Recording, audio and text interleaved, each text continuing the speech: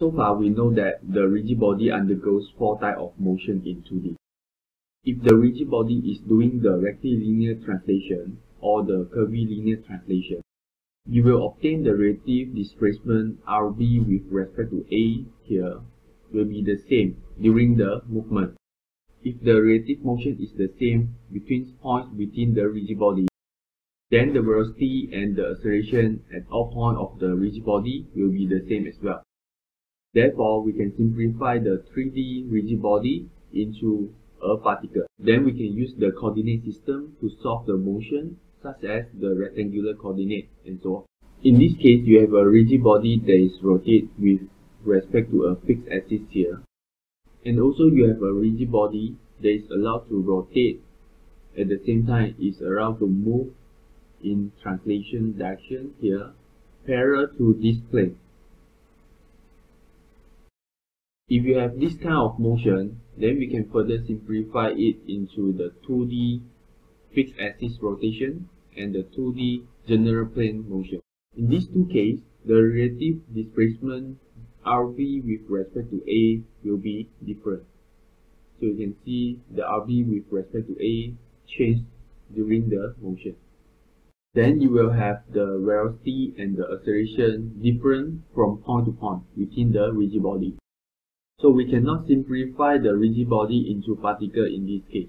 We can only simplify it into 2D case and solve it using the technique that you have learned before. Let's look at some important remarks for the 3D fixed axis rotation.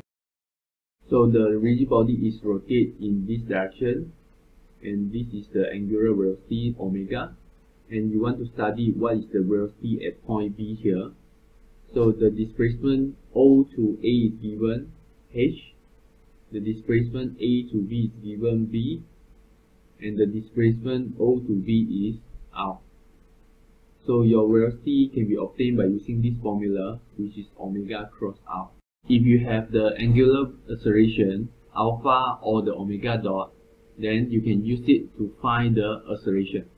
So this is the acceleration figure where you have the tangential acceleration equal to alpha cross r, and then you have the normal acceleration, which is acting toward the center here, and it can be computed by using this formula. The direction for the omega is fixed in this case in the direction n here. For the fixed axis rotation, the angular acceleration will be in the same axis with the angular velocity. Let's have our inertial frame O here. So you want to study the velocity of B with respect to O. So this is your velocity of B with respect to O here, is equal to velocity A with respect to O plus velocity of B with respect to A, which is written here. Since point A is a center of the axis, therefore the velocity A with respect to O here will be equal to 0. And you obtain the velocity of B with respect to A here equal to the omega cross with the displacement B with respect to A here. For the 2D case, you probably will just draw the circle in a plane, and then this is the center at A, and let's say this is your point B, and the radius here is given by B. So the velocity at B with respect to A will be equal to the omega cross with B. So this is 2D case.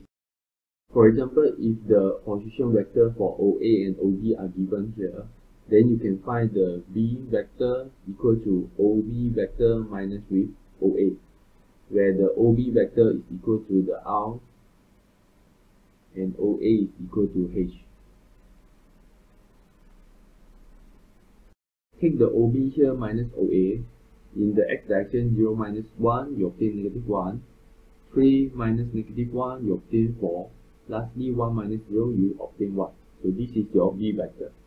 The angular velocity is equal to the magnitude multiplied with the n direction, and the n direction is parallel to the OA direction.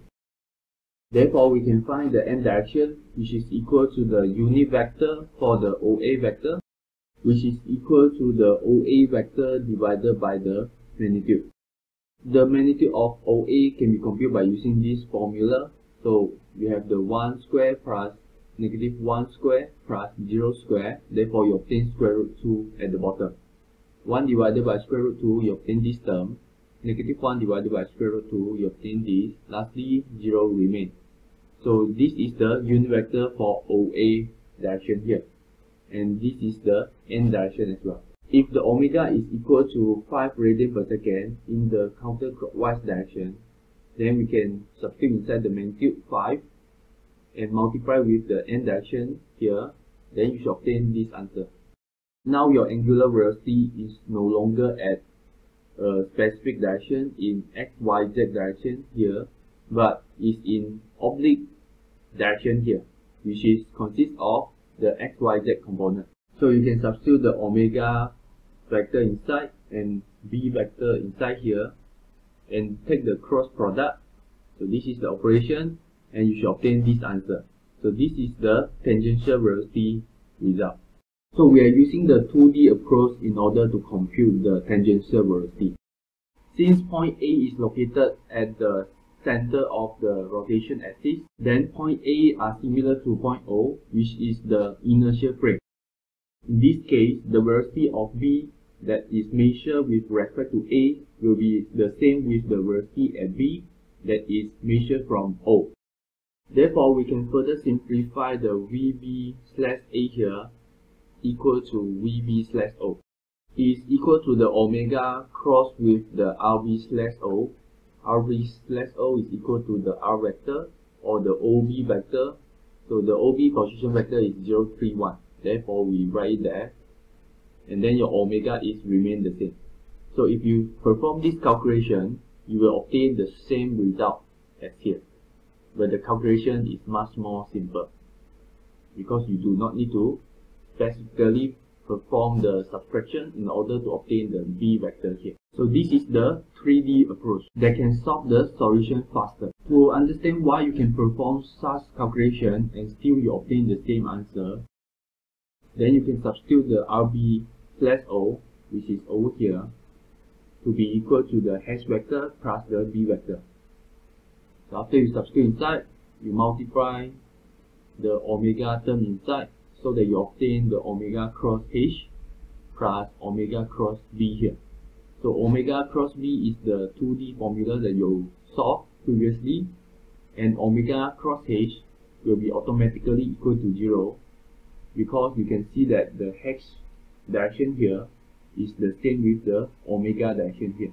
Therefore, since they are parallel, when you cross it, then you obtain 0. There is a correction here. This should read O for the 3D case. For the acceleration part, acceleration at point B here with respect to O is equal to the acceleration A with respect to O plus the acceleration at B with respect to A. Since the point A does not translate or rotate with respect to O, therefore the acceleration will be equal to 0. Remember, the point A here is at the center of the rotation. Therefore, you obtain it to be 0. Acceleration at point B with respect to A here can be separated into two components. One component is the tangential component here. Another is the normal acceleration. Previously, you successfully to obtain the angular velocity in this direction and to be this vector. Let's say the angular acceleration is given by 1 radian per second squared, which is rotated in the counterclockwise as well. Then you should be able to obtain this vector format. Therefore, you can substitute inside this formula for the omega dot. For the radius RB/A is over here, where you can use this vector and substitute inside to compute the tangential acceleration. Also, you can substitute the omega inside here. And don't forget the bracket. You should perform the omega cross R here first. So the radius here is also at point B with respect to A, which is equal to this vector. So if you perform the cross product between the angular acceleration with the RB/A, then you should obtain this answer. And if you perform the cross product between the angular velocity with the omega cross RB/A here, then you should obtain this answer. So this product, you do not need to repeat the calculation again. It has been obtained here previously. So when you take the summation between these two iterations, then you obtain the total solution for AB. You can continue find the magnitude of the AB by using this formula, and you should obtain this result. For the 3D fixed axis rotation, I showed you earlier that we can use this radius or this radius to compute the velocity, where you can use the omega cross RB/O or omega cross V here to obtain the same answer. VB is the absolute velocity at point B. So since A is at the center, therefore A and O are the inertial frame. If you measure the velocity at point B with respect to O or with respect to A, they will give you the same answer. Similarly, for the acceleration, besides using the RB/A here, which is the B vector, you can also use the R vector here. So you can use the RB/O vector to compute the same answer. So substitute RB/O, which is equal to 0.31 inside. So this one we have done earlier. We saw that if you use RB/O or RB/A, you will obtain the same tangential velocity as well. So if you compute this, you should obtain the same answer. This example shows you that to compute the velocity and the acceleration of a particular point, which is due to the 3D fixed axis rotation, we can use either the radius based on the 2D approach, or we can directly use the radius that is connecting the origin to the point that we are interested. This part is extra information, so if you use the vector triple product here to compute the normal acceleration, then straight away you can obtain the solution. In many books, they simplify this vector triple product into the BAC CAB calculation. You need to be careful that for the 3D case, the vector triple product here is not equal to this simplification. This is because to use the BAC CAB approach to simplify the vector triple product here, you must ensure the R vector here that you select must be perpendicular to the angular velocity direction here. Since the R vector is not perpendicular to the omega, so the theta will not be equal to 90 and cos theta will not be equal to 0. So we cannot eliminate this component. This component is not equal to 0 because the cos theta here cannot be equal to 0 when the theta is not equal to 90 degrees.